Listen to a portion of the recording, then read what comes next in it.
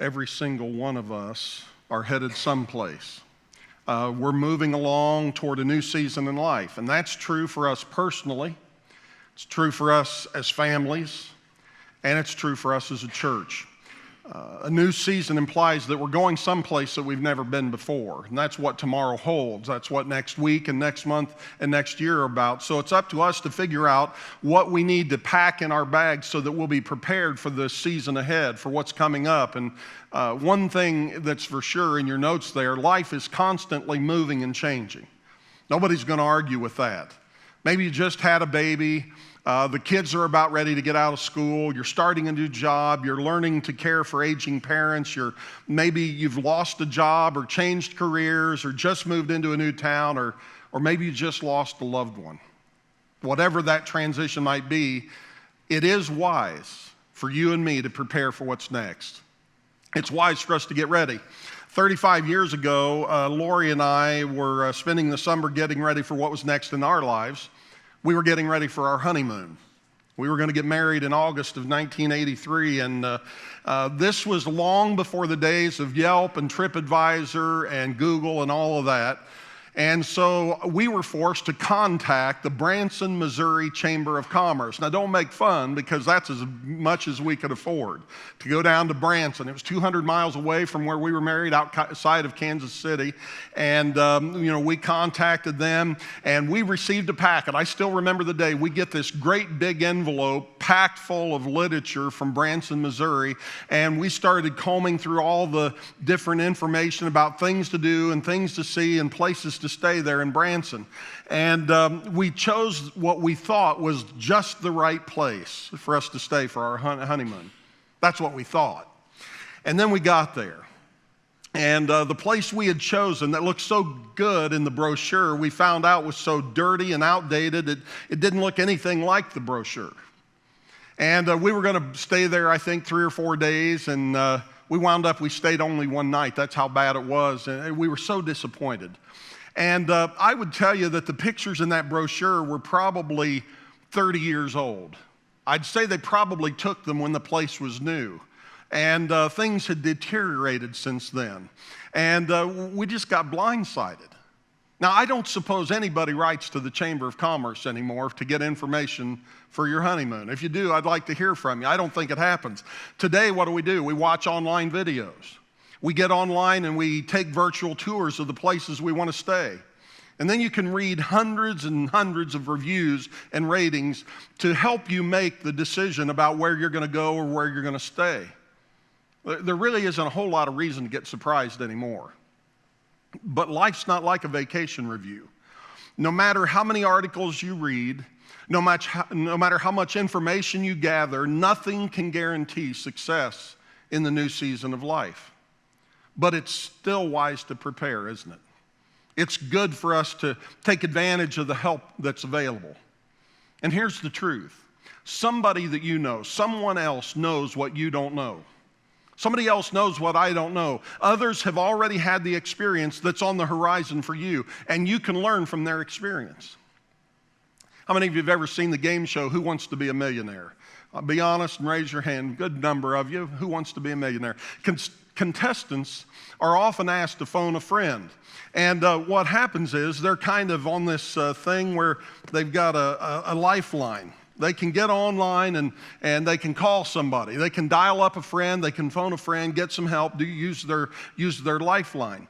Well, if the contestant doesn't know the answer to the question that they're being asked, they can think about who is it that I can call, and it's extremely important that you phone the right friend.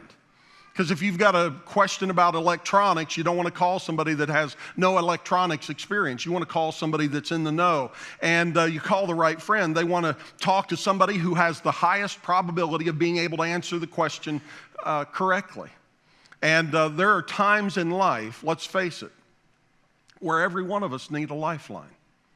We all need a lifeline from some time along the way. We need a friend that we can call in our time of need. And with that in mind, I want to ask you a question. Do you have a lifeline? Do you have a friend on speed dial? Do you have somebody that you can contact? Are the right people in your contact list? Are you connected to some people who know what you don't know? Are you willing to ask them questions? And then are you willing to listen to what they have to say? That's a big part of that equation, isn't it? Are you willing to open up your life to others on this level?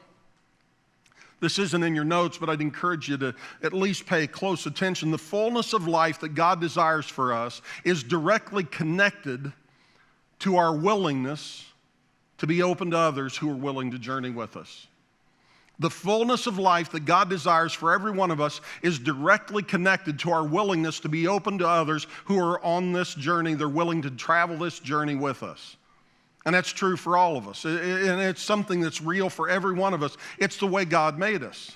And so as we prepare for the next season of our lives, are we willing to be open, and are we willing to invite others on that journey into our lives and on that journey with us? This can have a dramatic impact on how the next season of our life will go.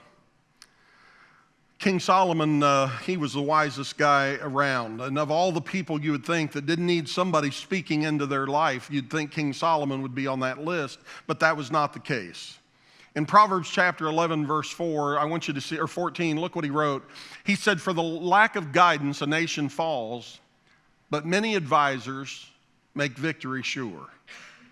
You probably don't feel like your well-being or your future success is based on seeking counsel from others. But it is, in fact, a fact that our future can be dramatically impacted by the influence of the people that are closest to us. And so looking back on your life, are there any regrets in your life that could have been avoided if you had sought counsel or if you had listened to the counsel you received? See, Solomon's saying that our willingness to seek counsel and to look for guidance and to ask for advice, that is the path to victory in life. And this is a principle that has application for every single one of us. Again, the path to the fullest life is through connection and relationship with other people. And so what keeps us from seeking out those relationships? Guys, what is it that keeps us from stopping to ask for directions? What is it that keeps us from inviting others into our lives? Well, there are several things. One thing is we think we know enough to make it on our own. And Solomon tells us that's a foolish and it's a dangerous way to live. Proverbs chapter 26, verse 12 says, "Do you see a man wise in his own eyes?" Basically saying a guy that doesn't think he needs any help. Do you see a man wise in his own eyes? There's more hope for a fool. More hope for a fool than for him. See, Solomon wrote a great deal about the topic of wisdom. And Solomon's wanting us to know that if we think we've got it all figured out, if we think we have it all together, if we think we don't need any help from anybody, that is the sign of a fool. See, the issue that we get into so much of the time, it's pride. You know, we're arrogant. You know, maybe you heard the story about world champion boxer Muhammad Ali. He was on a commercial airliner and the flight attendant came by and said, "Sir, you're going to need to fasten your seatbelt." And you remember what he said? "Superman don't need no seatbelt." You can just hear it, can't you? And she looked back with an amazingly rapid response. This lady was sharp. She turned around and said, "Superman don't need no plane either. Buckle up." So, you know, we have areas, all of us probably do in our lives, where we think we don't need any help. We have areas in our lives where we think we don't need a seatbelt.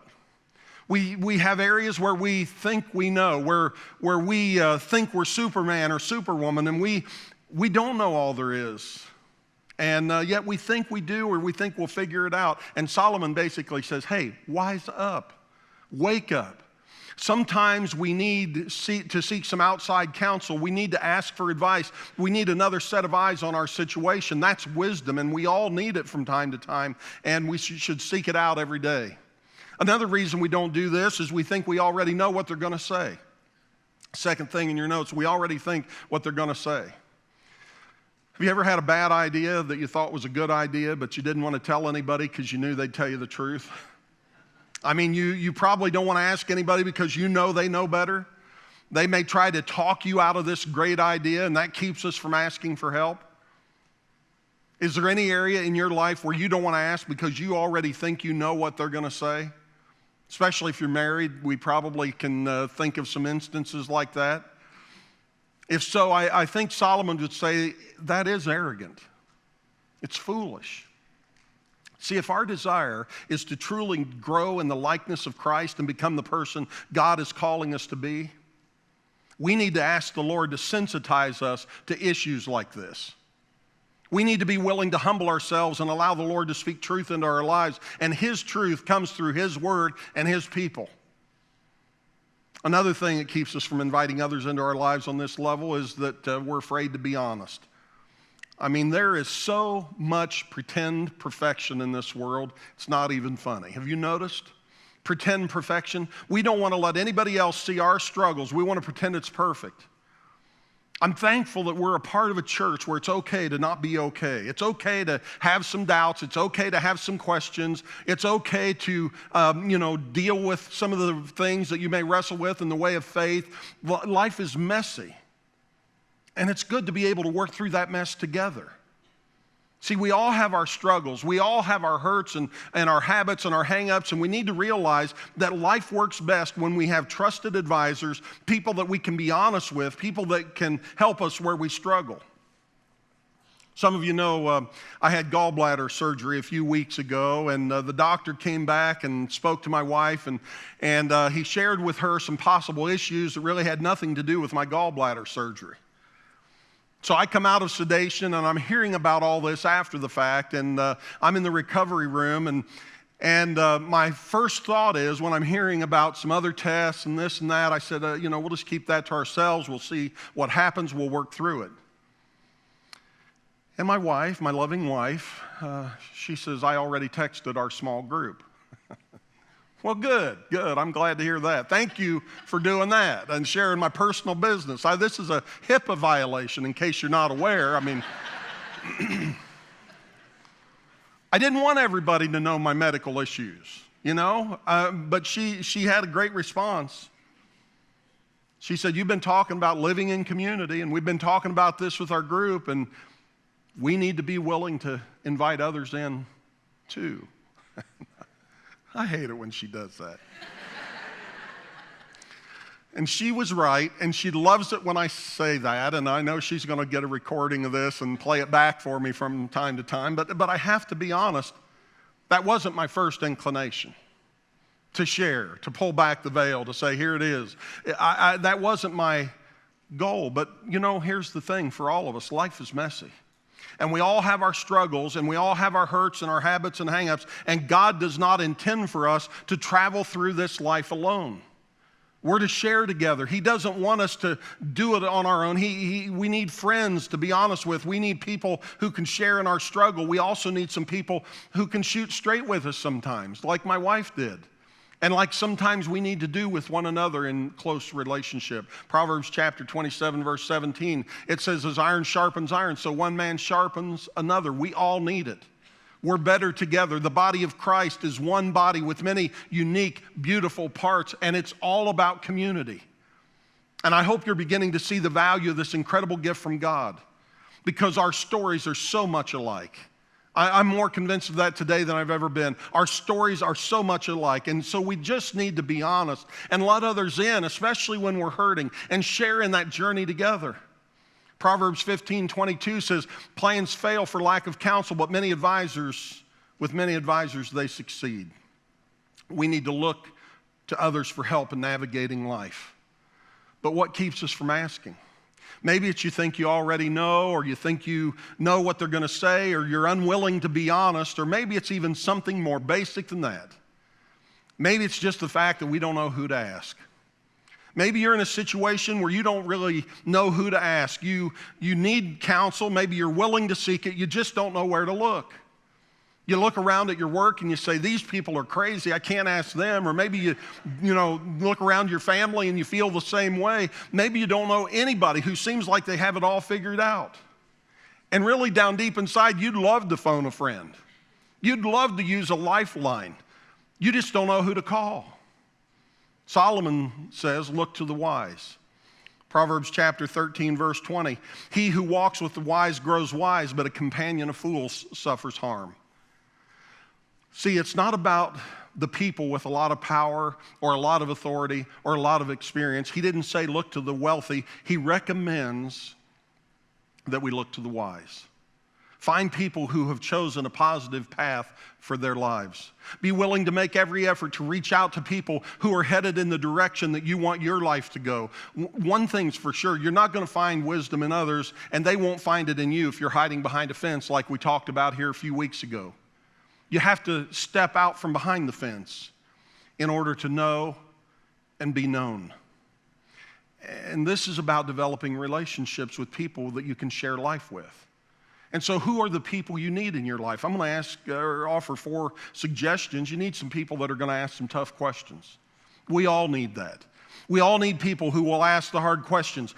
We need people who have nothing to lose by telling us the truth.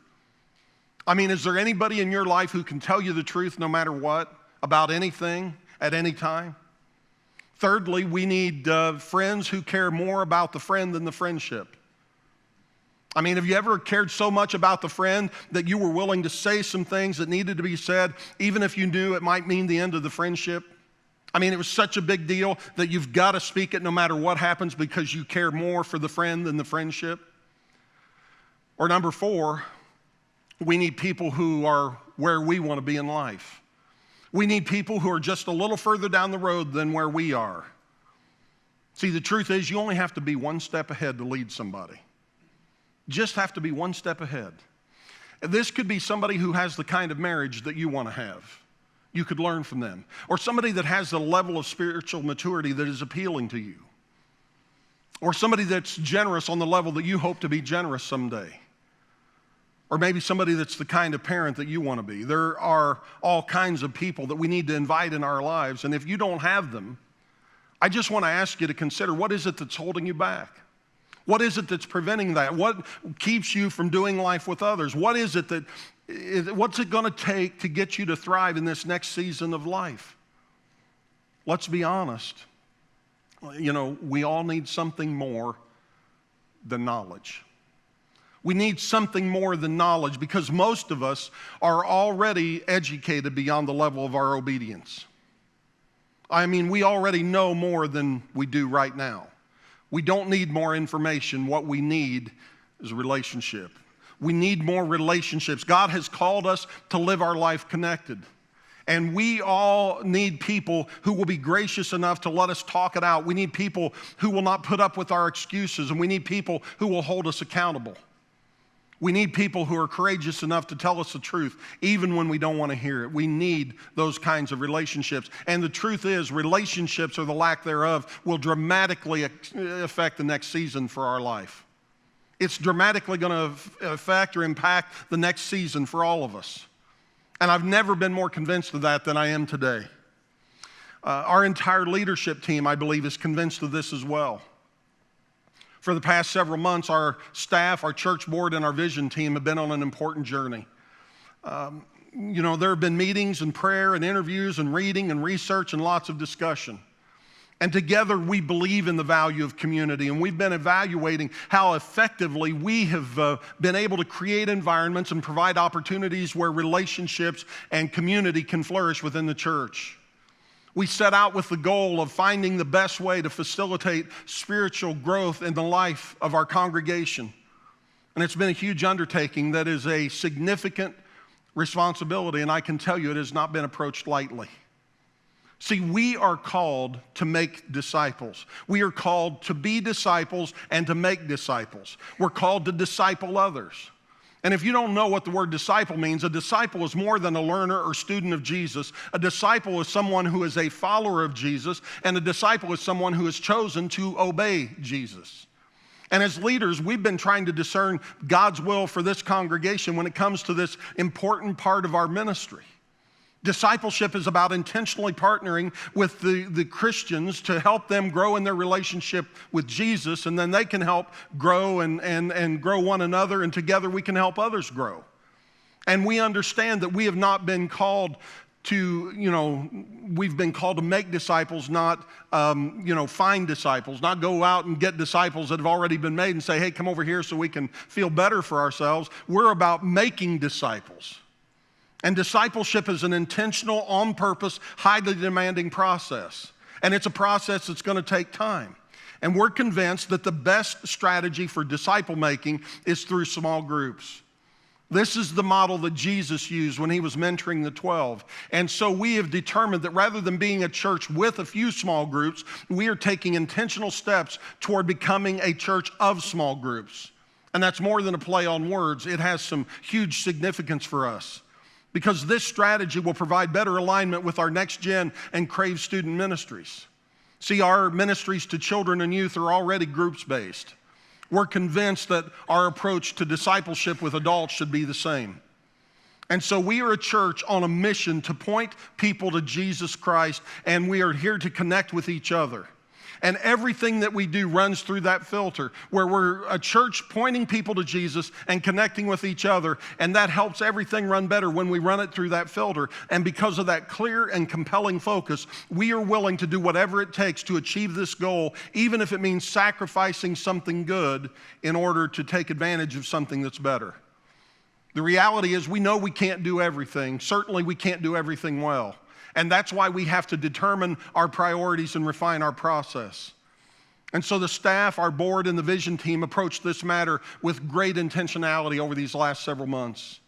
In January, our leadership team made a unanimous decision to move to a groups model of discipleship.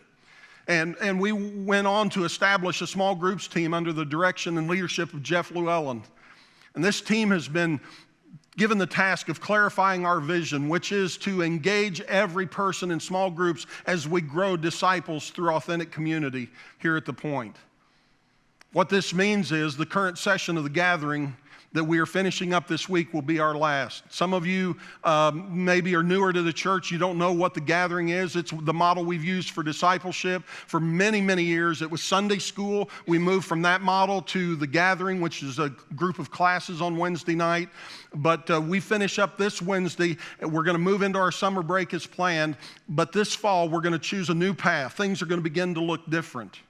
And I would just tell you today that the gathering's been a wonderful ministry of the church for a lot of years.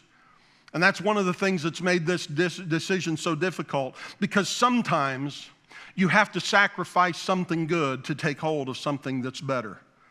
This Wednesday evening gathering has met a need, and it has served a wonderful purpose.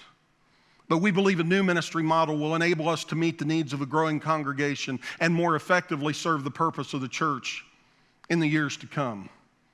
And I want to tell you, this decision is met with the full and unanimous support of our entire church board, the vision team, and our entire ministry staff.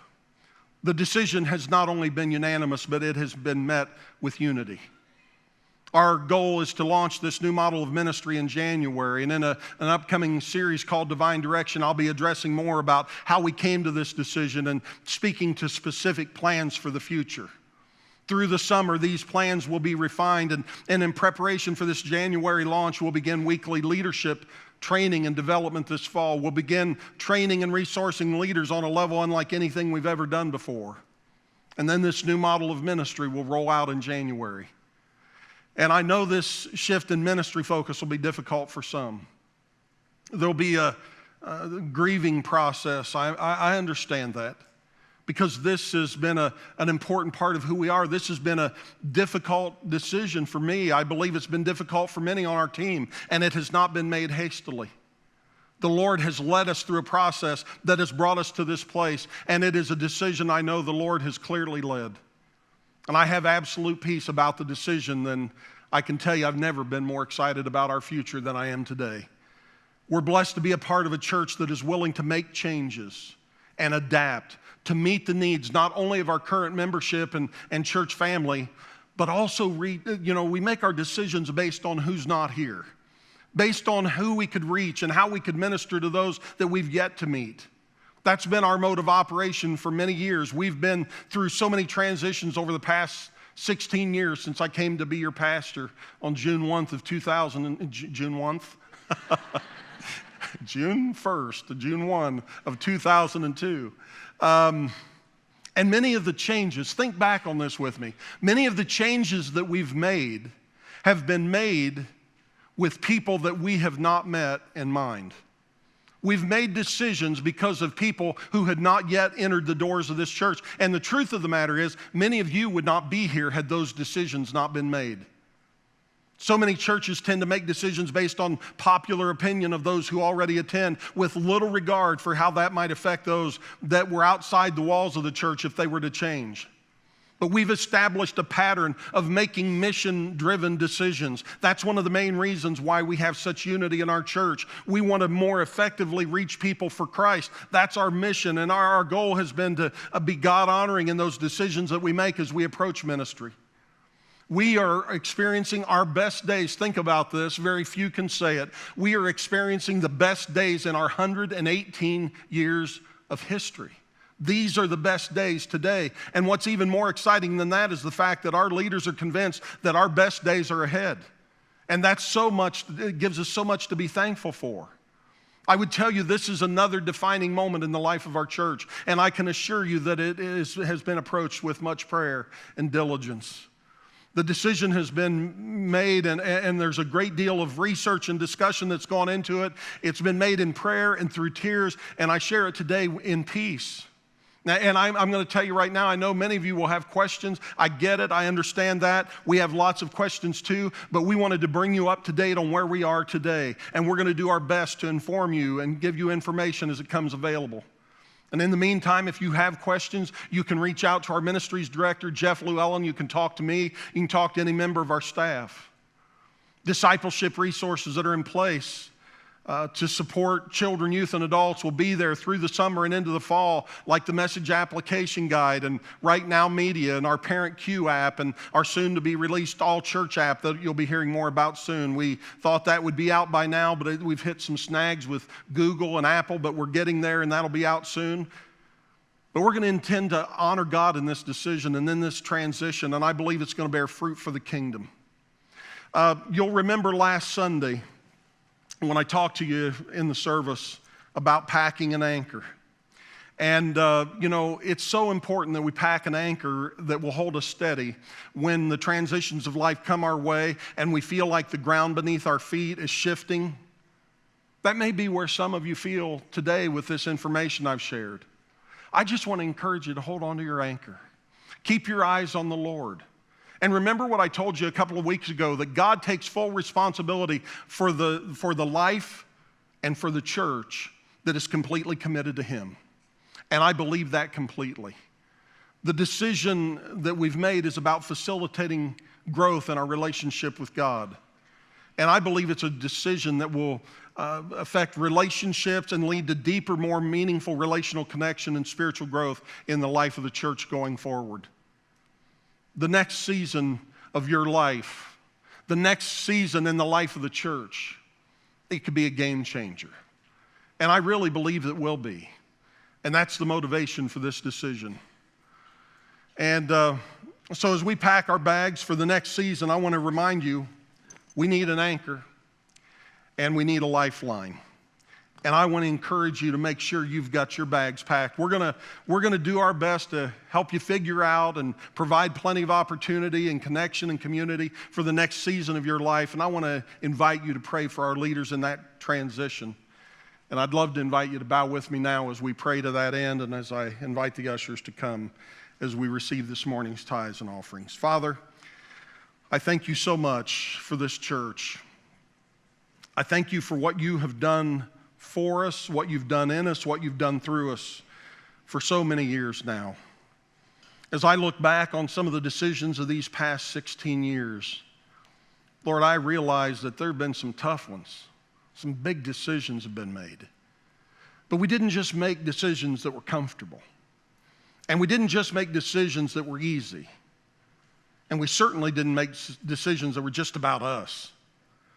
As we made decisions, we were looking beyond our four walls. We were looking to the future. We were thinking about how to engage those young adults, how to engage those teenagers, how to engage those children. And so today we find ourselves in that same place, just looking around and thinking, Lord, what's the next step? Where are you leading us? What are you calling us to? And for many months, it's been clear that you're moving us in a new direction. And it's an exciting direction that I believe will lead us to growth personally and collectively. And so, Lord, today we just pray for clarity and wisdom and peace as you continue to lead us. Give us the wisdom to apply what we hear and the courage to do it. And Lord, now as we receive this morning's tithes and offerings, we get a chance to just make an investment, to cast our vote in favor of reaching lost people, pointing them to Jesus, connecting with each other. May we do so with generosity and with hearts of love. And we pray your blessing on this offering now and the remainder of our service. In Jesus' name, amen.